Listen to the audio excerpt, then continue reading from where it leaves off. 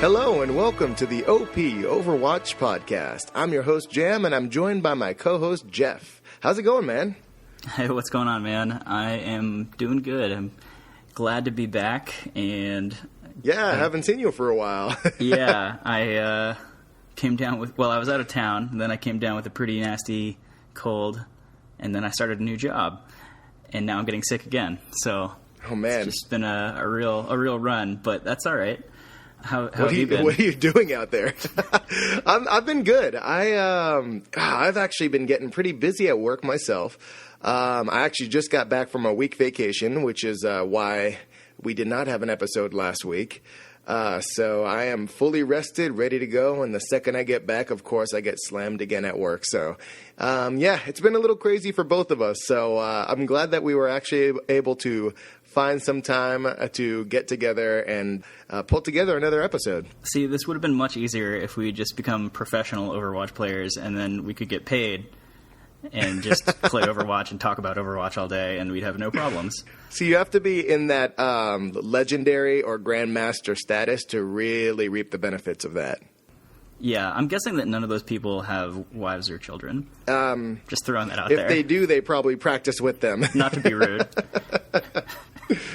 Well, yeah, since I know it had been a while since you played, and then with me being away for a week and kind of just keeping tabs on social media and the news, we both have played a few matches and kind of gotten acclimated to some of the newer changes and things that have come up. So what's your initial opinions on some of the more recent changes? I know there hasn't been anything that dramatic, but there's been a lot of talk of what's to come. Well, the last time we recorded an episode together, the Sombra news was imminent, so I'm assuming that I missed some big unveils.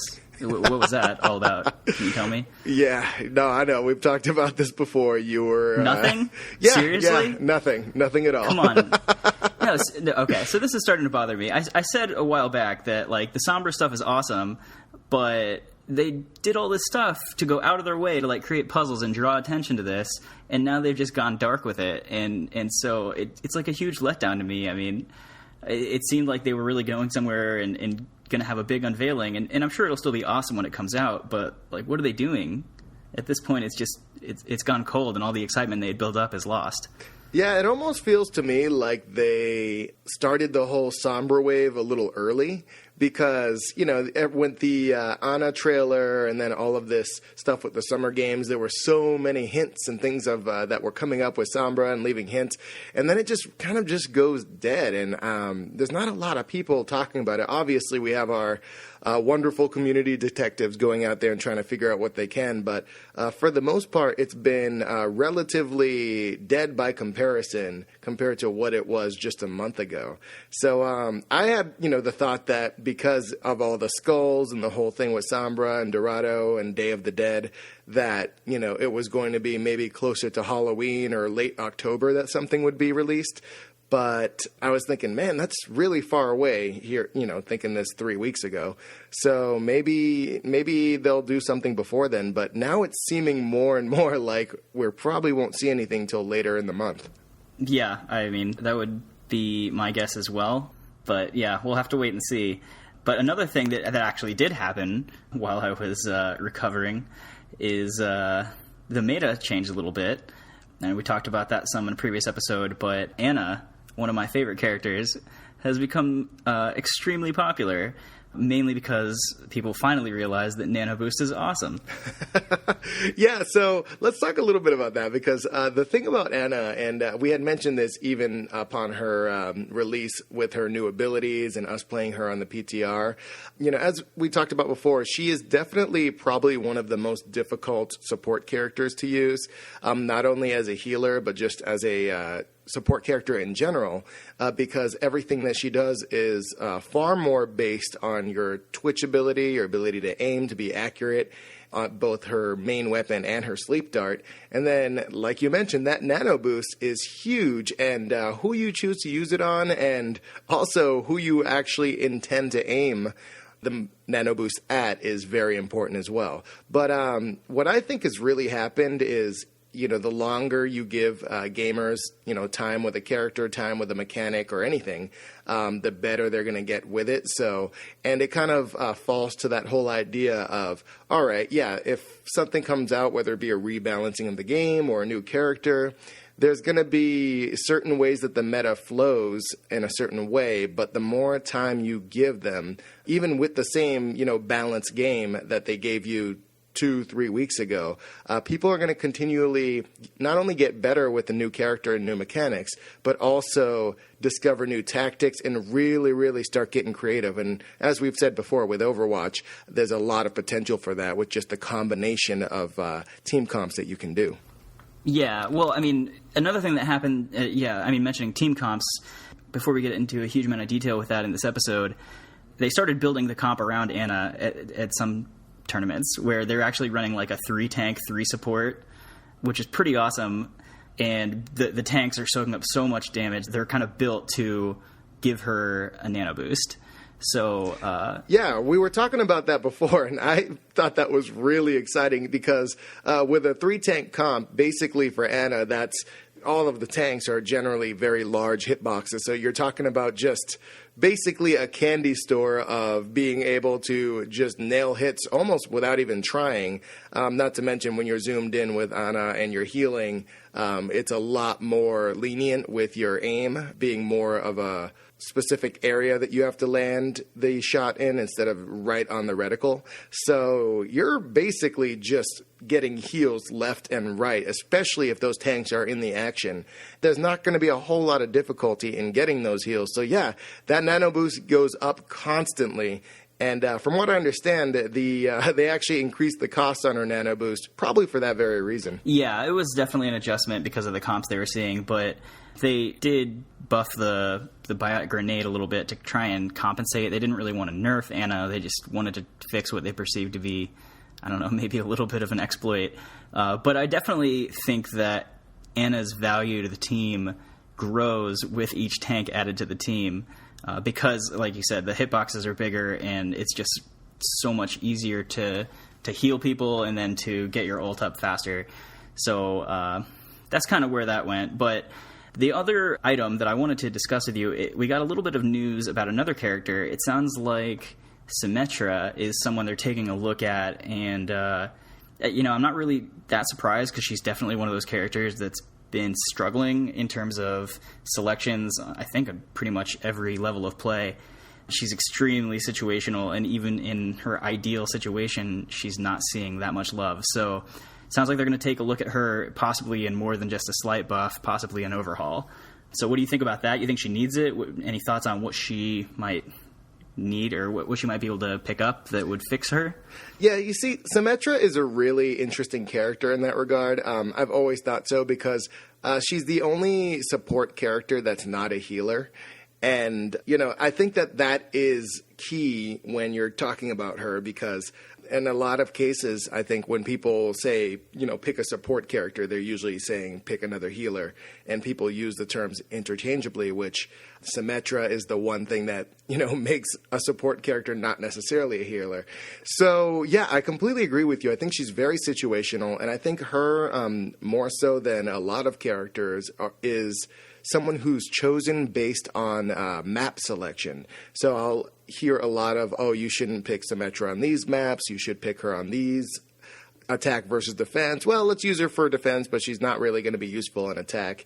And, as with everybody, that's going to be dependent on player skill, your team comp, your tactics, all of that. But on a general sense, there are kind of quote-unquote rules that people follow just in general when you're looking at things competitively on how to use this character. And that seems a lot more stringent on Symmetra than some of the other characters. And when you have that, I can kind of see why Blizzard may want to readjust her because they don't want just an automatic, we use this character in this situation, we don't in this situation. I think they want to have Symmetra be a character that can be utilized in multiple situations. And her current build, how she's balanced, doesn't exactly put her forth in that sense where she's always going to be a good pick in most situations. From my experience, and you tell me, Jeff, if you think this is different, I've noticed that she's definitely great on defense. I think she is great on a lot of the capture point maps, areas where she can kind of stay in a small room, usually where there's a med pack, kind of block off certain areas for flankers, and really create almost like a mobile choke point with Symmetra, being able to move to different areas and really just block off areas with her turrets. And then, of course, the biggest thing is her teleporter. Her teleporter is such a useful ability. It almost, in my opinion, puts her in the support class because it completely can change the game, being able to cut down on that travel time back to the point that you're trying to defend. So, yeah, I think that in that sense, she's more utilized. But then once you start going into payload maps or certain other scenarios where you're a lot more mobile and she's, the turrets maybe aren't as useful. They're much more obvious. They're easy to take out. Yeah, it's a little more difficult to be as useful with her. Yeah, I mean, it's a tough spot. I mean, personally, I like Symmetra a lot. I have since launch. And I know we both play with a buddy that plays Symmetra all the time, regardless of situation, and plays her very well. So, it's not like you can't play Symmetra right now, but I also think it's pretty obvious. It's not hard to see that she's situational, and so in certain situations, I think she excels, and in others, I think she struggles. So, I think the capture point A is it for her. I think that's her best case scenario. There are others where you could make an argument that she can bring some value, but in general, I think that's her strength. And so that's kind of a problem because that's, like a third of the maps. For half the map, she's viable. So what do you think is the answer? I know Blizzard hasn't exactly been very detailed on what they were going to change, the rebalancing, which is typically their MO. But in your opinion, I mean, I'd say you're probably more of a Symmetra player than I am. What do you think she needs to kind of make her more viable? Is it the amount of damage she does? Well, is it something about the timing of her abilities? I don't think that they're looking at. I don't think they're looking at her damage. I think they're looking at her utility. I think you're right. The problem is that she's a support character that doesn't heal, and I don't know that giving her a direct heal is necessarily the answer, but I mean, they could go a lot of different ways with it, and they've surprised us before. I could see them maybe doing something where, like, her turrets could heal, so then you could really have, like, a team base, whereas right now it's more of a trap for the enemy. You could have your team wanting to hang around Symmetra's room.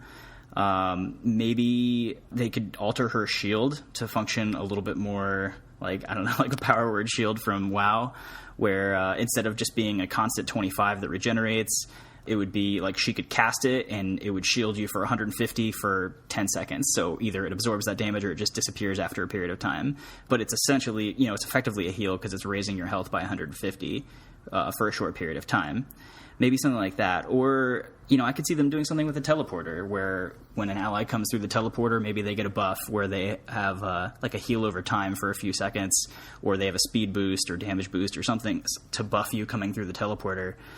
Just something that she could do that would feel more like she's actually supporting the team. I mean, as much as the teleporter has value, it's situational just like her, and, they're often destroyed right away. So then, she's SOL. Yeah, I really like the idea of her teleporter giving her teammates more of a buff. I think that would kind of add to the idea of her being a support character, because I make the argument all the time, and, it could be debated, but I feel that with Symmetra specifically, one of my big problems with, how when you enter a match and then the game itself gives you, your team tips, not enough healers, or you could use more offense characters, low team damage, too many snipers, things like that. There's a lot of times where you'll have maybe two healers, like a Zenyatta and an Ana, who are a great team together. I feel that they kind of combine into massive heals if played correctly. And then you throw a Symmetra in there if you're on defense, and all of a sudden the game tells you, too many support characters. But that goes back to what I was saying before, where I feel, at least in the community, support and healing is kind of used interchangeably. And that is something that does not apply to Symmetra because she doesn't heal. So yeah, she gives you that slight boost in your shields, but otherwise she's not keeping you alive like all the other support characters are. So when the game tells you that, it's almost, kind of deterring you from picking Symmetra when it's really like, no, we have a couple healers and now we want somebody who can put up turrets and have a teleporter. So I've always myself considered Symmetra more in the defense class. I feel like if you line her up next to Torbjorn, while they're both very different characters, they both have very similar abilities. They both have their own rudimentary way of attacking. They both have turrets, even though they function very differently. Torbjorn gives armor, Symmetra gives shields. And really, the biggest difference between them is with their ults. Symmetra's ult, I feel, really pushes her into that support class by giving the team a teleportation method, which really, really helps the team. And I think that's kind of what puts her over. However, outside of her teleporter, I feel like she's just as much defense as a character like Torbjorn. So, that being said, I feel kind of telling your whole team that you have too many support characters, I don't feel that necessarily balances things out correctly, at least for that character. So yeah, giving her more support abilities, whether it be the teleporter buffing your team, maybe a more health or a regenerative ability to the turrets like you mentioned before, I think that's a great idea. I think it'd be also very interesting if they went a completely different direction with her and made it so she had more survivability, whether it be through some sort of mobility boost. The thing about Symmetra is it's very, very easy to chase her down and kill her, and she doesn't have much health. But if the whole thing about her lore and her character is that she can create things out of light, and it's this cool technology, and even in the Overwatch comic about Symmetra, she has some pretty crazy abilities that doesn't even translate into the game. She actually does block herself with a shield, very similar to Zarya's shield. She creates a bridge for herself to go from one skyscraper to another. Some really interesting things that you could see that character doing with the technology she has. So we haven't really seen any huge changes like that in any of the rebalancing, outside of D.Va having her shield function a little more like Reinhardt's. So I don't know if they'd go that far, or maybe they'll go with something, a little less expected that neither of us have thought of. But yeah, I would like to see her utilized a lot more because she's a really cool character. Yeah, I would be surprised if they did anything too outside of her lore or outside of character for her. I doubt they would overhaul that aspect of her. But I did see what you were talking about with like the light bridge, and it would be really cool to have something like that. And I could see them maybe wanting to give her some more mobility or survivability, but I can't really see them removing the abilities that she has to give her that. So like I said, an overhaul to the shield would still be a shield. It would be kind of a apples for apples exchange. I don't see them like pulling her shield or her turrets to give her like a light bridge mobility tool, but you never know. I mean, they could go somewhere completely different with it. So you're right. We'll just have to wait and see. It's fun to speculate, but I definitely hope they do something to make this character more played and probably more viable in most situations. Yeah, I really do too. I think it would be very beneficial to see some sort of buff. Hopefully they don't nerf her too bad in a certain way. I like to use the word balance now because everybody tries to look at everything as a positive and a negative. But lately, especially with characters like McCree and Ana, we've been seeing increases in damage here, decreases in damage there. So we'll see what they do. Oh, come on. Rebalancing is PC. McCree was buffed, then nerfed, then buffed, then nerfed. Just call it what it is. Well, speaking of buffing and nerfing, a lot of these changes are based on the meta. A lot are based on the community as a whole as well. But our topic for today is one of much discussion between Jeff and I, as well as a lot of you out there, I'm sure. It's an important aspect of the game to communicate with both your pre-made team that you make as well as the randos that you run into. And that topic is team composition, or team comp. So team comp is a topic of massive debate in the community. It affects much of the rebalancing we see from patch to patch. And it's also something that people have very strong feelings about. Some people are willing to start fights about it, get in arguments in voice chat, which you see a lot. But there are really, truly effective team comps based on playstyle and how a team really gels together. Yeah, so team comp is definitely a hot topic. A couple of disclaimers. So I'm going to talk about some specific characters and specific comps that I like, but of course they're rebalancing or buffing and nerfing all the time. So in general, it's best to think of it in terms of who fits a role, I think, on the team, instead of necessarily like we need the Reinhardt, but you probably do need a Reinhardt. But I mean, also continuing with the disclaimers, I mean, this is our opinion, and it assumes that you're actually trying to win. So, you know, if your goal is to get home from your party and just have some fun, then go rip it with the 6 Torbjorn comp, you know, whatever works. I knew you'd bring up the 6 Torbjorn comp. I mean, and also, you know, I mean, these are our opinions, our suggestions, but if you like a certain lineup, then go for it. If you're better with a certain character than the one that Jam or I suggest, then play that character instead if they are like characters filling the same role. So again, just in terms of role, I very, very much prefer, regardless of game mode, a 2 tank, 2 heal, 2 damage dealer comp. So regardless of game mode, you think it should be 2 tank, 2 heals, and what again? And 2 damage dealers. And not necessarily the same 2. That would be more situational for attack or defense or, you know, control points or whatnot. But just in general, I feel if you've got 2 people filling each of those roles, you're going to have a pretty balanced team. And you can usually adapt and come out on top of most situations, assuming that you are actually playing characters that you can play well. So let's create a scenario then. Let's say we're doing Hanamura and we're on attack. Give me an example of the characters that you would like to see in that specific team comp for Hanamura attack. Okay, so on Hanamura attack, if I were picking all 6 characters and I was trying to win for $1 million, I would probably want to roll with like Reinhardt Winston as the tanks, or Reinhardt Zarya alternatively. I think Lucio for sure, and then either Ana or Zenyatta, whatever that player is better at. And then as far as the damage dealers, I mean, my personal preference on attack is usually Pharah or Genji. The meta would probably tell you differently. Like the high-end pros, I think, would probably play like McCree and Genji. But again, I mean, just thinking about it in terms of role, I mean, you could plug a Tracer or a Reaper in there if you're awesome with Tracer or Reaper. Yeah. There's a lot more flexibility, I feel like, with the damage dealers. I feel like you're always going to want a Lucio and a Reinhardt in that situation. And then from there, just kind of fill the roles with whatever you're good at. What do you think about that? Well, I think my choice of comp would be a little different based on the specific game mode or whether we're on attack or defense. You'd want to play Mei, wouldn't you? Actually, believe it or not, I would kind of prefer on attack to have 2 attack, 2 support, a tank, and then a free or a flex position. To me, the flex means maybe another tank, maybe another defense or attack character. Characters like Mei and Junkrat, even though they have potential to do good damage, I feel because they're in the defense class, they're shunned a lot of the times.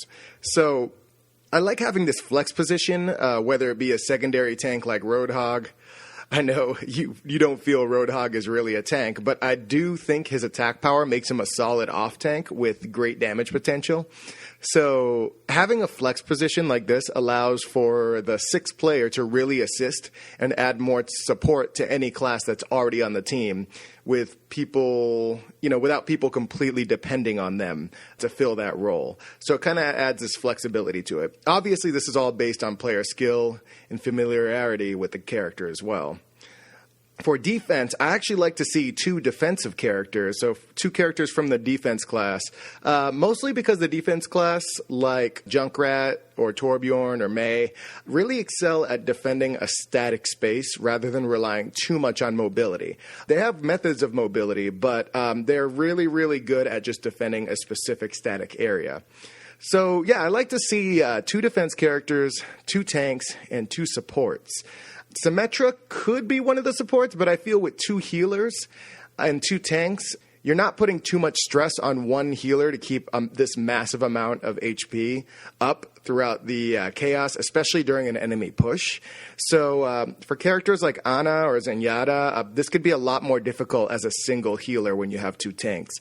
Two healers can really alleviate this, and I feel it can help keep the team's HP up as evenly as possible.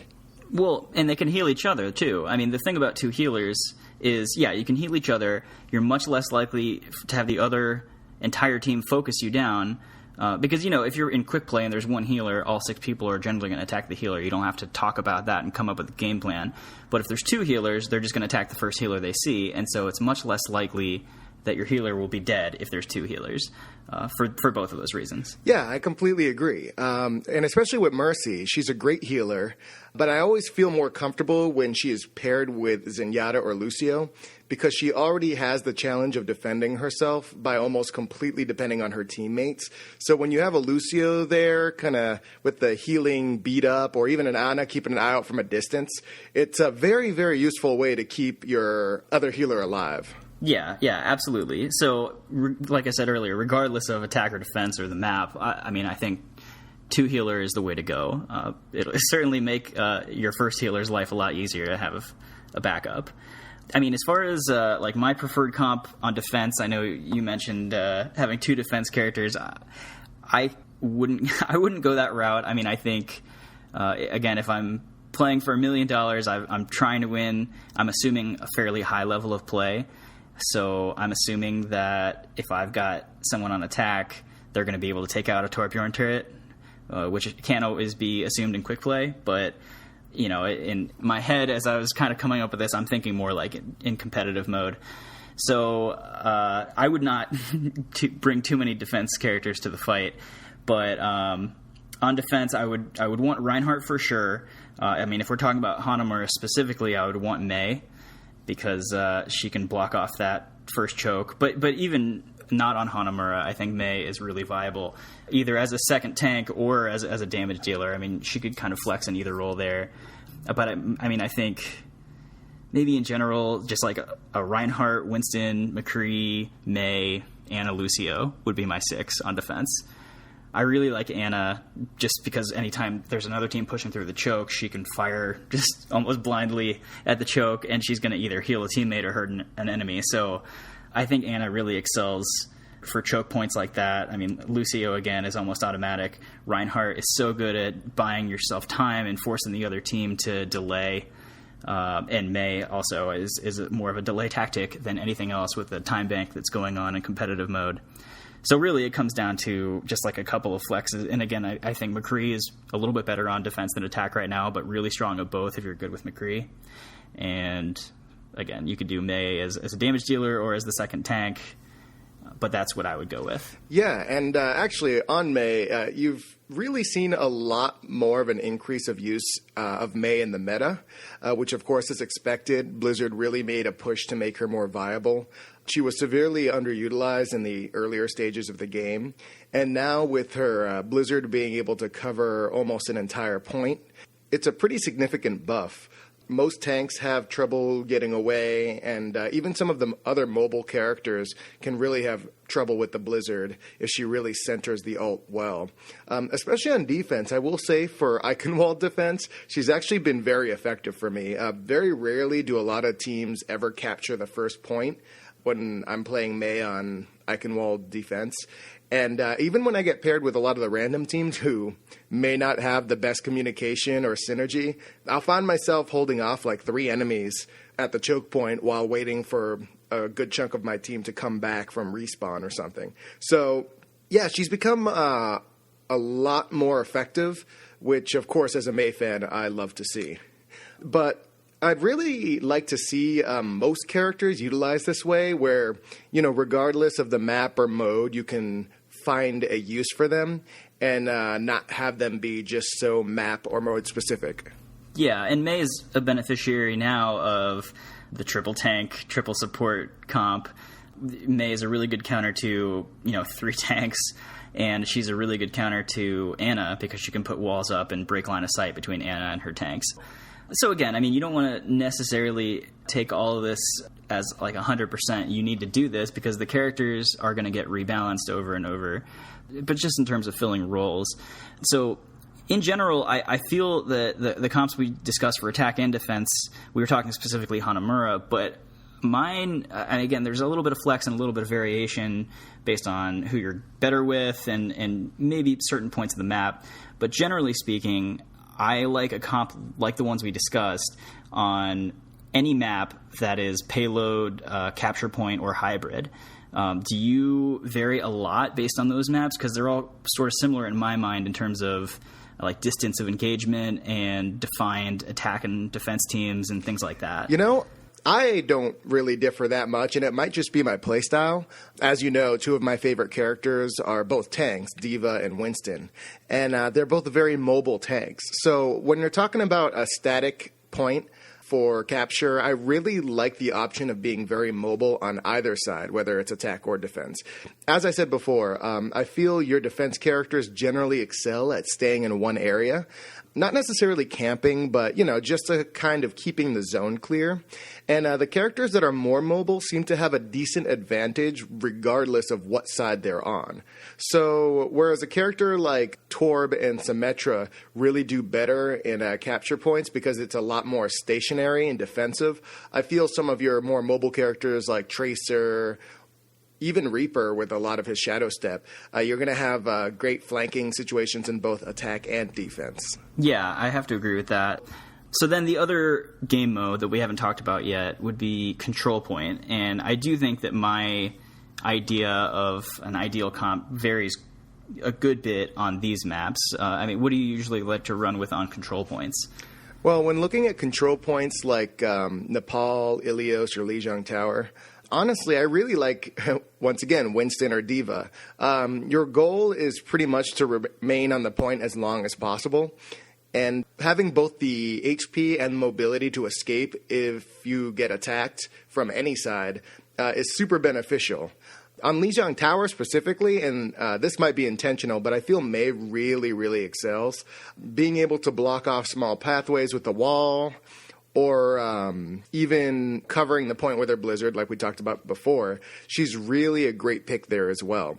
But again, it's so dependent on your playstyle. I know you, for example, love picking Genji on Ilios and Lijiang as well. I know almost every time we picked, every time we got paired up with those maps, you would almost like insta-pick Genji. Yeah, these have pretty much been my favorite maps going back to launch. I did play a lot of Genji on these, and I generally prefer to be the attacking or damage-dealing character on these maps, be it Genji or Pharah. I think I probably trend towards Pharah a little bit more than the community at large. But in general, I'd say for maps like Ilios, I prefer a comp like Zarya, Winston as the tanks, Lucio, Zenyatta as the heals, and then maybe like Reaper, Pharah. I think Zenyatta is preferable to Ana on these maps because it's not such a long engagement range. Generally, I don't think snipers do well on these maps. It's more like close quarters combat, like everyone just rushes into the lighthouse on Ilios or, things like that. So it's tough for a sniper sometimes to engage from range, and then they have to get close, and that's not really their strength. I mean, if you're really good Ana, you could still do it, but it's not ideal for Ana. I think the two DPS characters, like I mentioned, Reaper and Pharah, I think those could be swapped pretty liberally and not really affect how the comp performs. So like you mentioned, Genji, I mean, Tracer's really good at all the King of the Hill maps.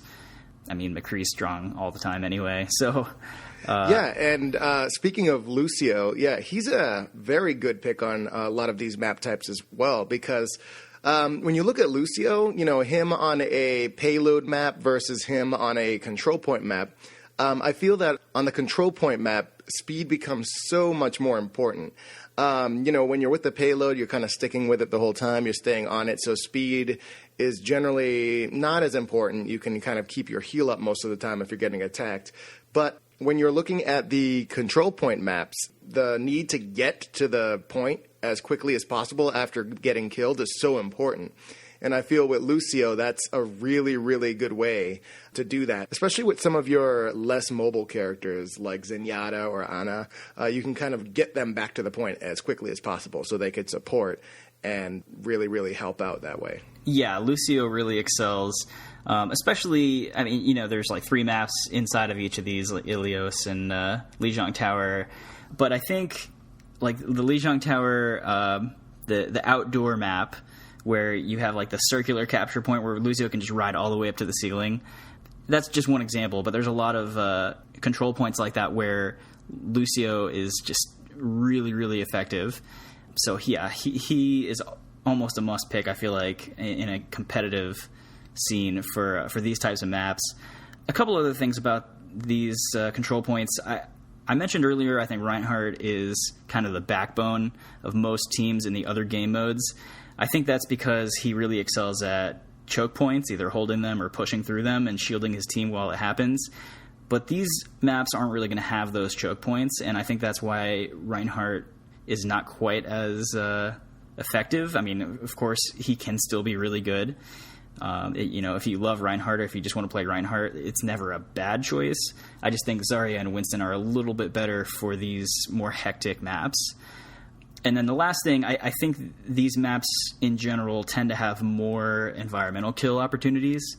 So like the well on Ilios, for example, where it's right in the middle of the point, you'll see a lot of Roadhogs that'll try and hook people and drop them down. Or like the Sanctum on Nepal is really great for either Roadhog or Pharah. So I think that environmental kills are more in play here than on a lot of the other maps where there are opportunities, but the payload moves past it pretty quickly, or things like that. So definitely be aware of that. That's another reason I like Pharah so much. Even within, like on Nepal, I might not play Pharah for all 3 of the Nepal maps, but if I'm on the Sanctum where I'm the indoors and can just knock people right off the point, I'm going to play Pharah almost every time for that. Yeah, most definitely. And the environmental kills are definitely such a huge, huge point for a lot of these maps. It's really important to get those. Also, I'm really glad that you brought up Reinhardt, because I do feel he excels more in some of the capture point and payload maps a little more, where there's like a solid choke point for him to kind of put up his shield and either, help his team push or provide defense in a smaller area. But he's fairly susceptible to being flanked, which I feel is more likely to occur on a control point map, where generally you're, sticking on the point and you're pretty much open to an attack from all 360 degrees, more so than some of the other map types. I actually want to go back to the healers for a second, because there is something kind of going on in the community I see quite often. And I was actually watching a game the other day. My buddy was playing on console, and there was a guy who completely lost his mind on the voice chat, because there's this idea of quote-unquote good healers versus bad healers. And the general consensus is that Mercy and Lucio are considered the good healers versus Ana and Zenyatta, who aren't necessarily bad, but a lot of people don't like them as a main healer. It causes a lot of controversy in the community, and people get in a lot of arguments about team comps because of this reason. A lot of people just see them as either a good or a bad healer, and they'll really start yelling at you if you pick one versus the other in a certain situation. Well, I think it's easier in my mind to break it down as main healer and off healers. I think that Mercy and Lucio have the highest healing output potential, generally speaking, whereas Zenyatta and Ana are more kind of half and half. I mean, they're healing, but if you're just picking one healer in your comp, I could see you wanting a Lucio or a Mercy as that one healer. Of course, again, everyone's skill is different with different characters, and if you're a top 100 Ana in the world, you can probably solo heal anything you want. But yeah, generally speaking, I just think I wouldn't even say that. I think Lucio and Mercy have really high skill caps too. I mean, it's easy to sit there and click on someone and heal them with Mercy, but you can tell the bad Mercies because they die all the time. A good Mercy player can be really hard to chase down, and a good Lucio, don't even get me started. I mean, you don't even see them. They're a mile up in the air healing their whole team. So I wouldn't call it a skill cap issue. I mean, I think Zenyatta and Ana are hard to play because they don't have such a defined role. but I just defined it. They're the off healer. There you go. Yeah, I do love having your main healers like Mercy and Lucio paired with an off healer, as you call it. Ana and Zenyatta as these off healers. It makes me more comfortable having them paired because they can also support the main healer as well as the rest of the team. Of course, everyone else has to do their job. Tanks, defense, offense. It's really easy to lose a match and blame your team. Well, I got all my medals, I got my eliminations. But if you really focus on working together, focusing the objective, and then communicating clearly and really key without frustration, actually my advice is really to... when you're approaching people on the voice chat and you're like in a comp, whether it be competitive or quick play, it's really not best if you disagree with someone's choice of character to immediately get frustrated and call them an idiot. I think it's really good idea to try and work with them in a diplomatic manner. A lot of people will be hard-headed if you kind of come at them very aggressively. They won't work with you intentionally just to spite you, and that really sucks. But fighting with them definitely doesn't improve the situation. I try to, improvise, maybe counterpick to a different character to work with the new team comp the best that you can. Really communicate and maybe even look up their profile and see who they excel with. It's going to be your ability to work with the occasional difficult player and use patience and politeness to try and get the win, because honestly, at the end of the day, that's what everybody wants. Well, yeah, I can't believe I'm going to say this because you're supposed to be the optimistic one. But I do agree. I think that generally people are, especially in competitive mode, when they, their rating is on the line and they're there to win, I think that they're usually open to having a conversation. So, yeah, I mean, if the last person in is the only healer and he picks Zenyatta and you say, I think Lucio might be a better choice here if he's our only healer, then the guy might say, I'm a terrible Lucio. Maybe somebody else wants to heal with me, or maybe he'll switch. But generally, he's not just going to tell you to F off if you don't start off with, what are you doing, idiot? So, and another example, you have no idea who you're talking to when they join the game and pick this character. So, I was in a competitive match not too long ago where we were on attack on Dorado, and a random dude joins in and picks Symmetra on attack, and pretty much everyone kind of was like, Symmetra? And he's like, trust me. And sure enough, this dude was awesome with Symmetra on attack. I mean, he absolutely wrecked the other team. So you don't know. I mean... It might be, the number 10 Symmetra player in the world, and he's not. You want him on Symmetra. So again, I mean, the comps. I mean, that goes back to the disclaimer at the beginning. I mean, we're just talking about in general, like which roles need to be filled to have a good balanced team. But if you're way better with one character than all the others, then don't swap. I mean, you're helping your team more with the character you're awesome with. Wow, that's actually a lot more optimistic than I expected. I think I might be proud of you, man. Oh, God. Well, I'll get back on track next week. Yeah, you'll get back to the dark and negative persona in no time. So, yeah, that was our episode on Team Comp. I hope you guys enjoyed it. I hope you learned something. If you have any other ideas, any feedback, things you agree or disagree with, maybe there's a specific strange team comp that you like to work with that you don't see a whole lot of, feel free to contact us. There's a few different ways. You can check us out on Facebook. We are the OP Overwatch Podcast. If you just search it on Facebook, you can like our page, kind of keep up with us there, give us your comments. Jeff and I are also both on Twitter. I am at HappyJamOP, and Jeff? I'm at TruthEaterOP. So, yeah, that's a great direct way to get in touch with us as well. Let us know what you guys think. And, you can also check us out on our website, oppodcast.com.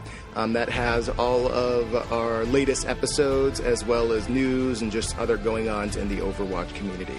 So, yes, once again, thank you guys very, very much for listening. We had a great time talking about Team Comp, and we look forward to talking to you next time. This has been the OP Overwatch Podcast.